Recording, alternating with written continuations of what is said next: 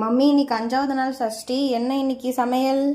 இன்னைக்கு என்ன சாப்பாடுன்னு பார்க்கலாம். விரத சாப்பாடு சாதம்,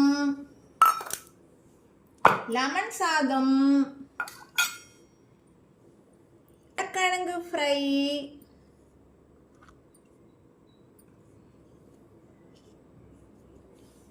இங்க பாருங்க கோபி மஞ்சூரி, இது ஆவி பறக்க பறக்க மஷ்ரூம் பிரியாணி,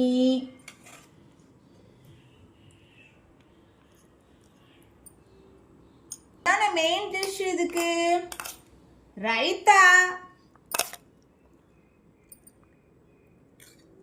அவ்வளவுதாங்க இன்னைக்கு விரத சாப்பாடு. என்ன விரத சாப்பாடு இன்னைக்கு? பலமா போட்டிருக்க.